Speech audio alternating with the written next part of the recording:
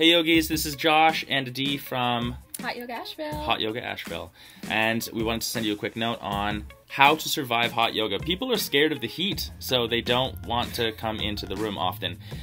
It's important to understand that all traditional yoga practices, without exception, use heat in some way. How they create the heat is just a little bit different.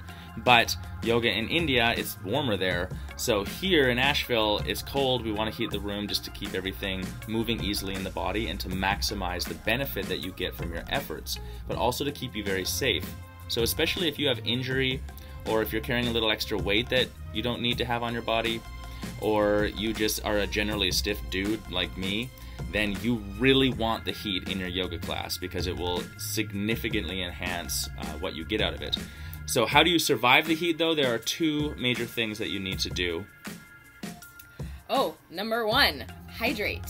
Make sure you drink lots of water. Add electrolytes to your water.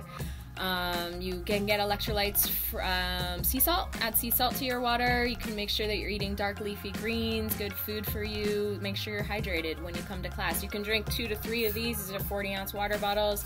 2 or 3 of those a day are a good way to make sure you're keeping in your water. And I think it's important to add drink water when you're not practicing too. I mean, sure. If you're on a day off between your yoga practice, between your hot yoga practice, you still need to be hydrating all the time. So water hydration is an accumulation over a longer period of time, as opposed to, oh no, it's an hour before the class and you're like guzzling water down. It's too late. I have to pee. And then you got to pee the whole time. Yeah.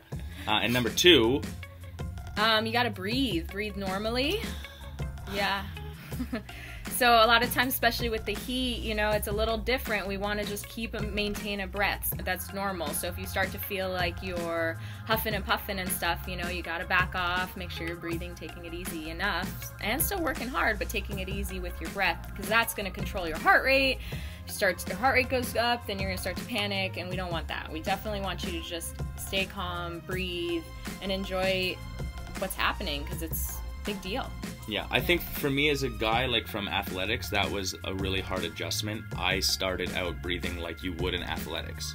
So in the heated environment, that like mouth breathing and huffing air, it doesn't work and you will not catch your breath again. So it took me a minute to adjust, and it wasn't until someone just told me straight up, dude, just calm down and breathe normally. Close your mouth. And keep your mouth closed. Yeah. And if you sort of keep it under control from the get-go, I think that that's the better sort of approach for it. And the final tip for how to survive hot yoga is to understand that you do not have to do everything. When you first start, it's like a marathon, not a sprint. You have to acclimate to the room, and you have to acclimate to the postures. You have to hear what we're doing. You've got to figure out that breath. So don't expect to come in and just rock star through everything, but remember that if you could go in and on day 1 do all of the postures perfectly, then it means your body can already do that, and it's not going to challenge you in a way that will affect real transformation and change in your body and in yourself. So you want that challenge, but it's okay for you to let yourself off the hook. Hang on, we're just making a hot yoga video. It's okay for you to take it easy and maybe only do half the postures to begin with. So take lots of breaks. You can sit down, kneel down, lay down at any point in time, and just spend the time being in the environment to get used to it. You'll get stronger and better at it with every class that you come to. Yeah, I tell students to work at 50% the first time. Just take it easy and see what can happen.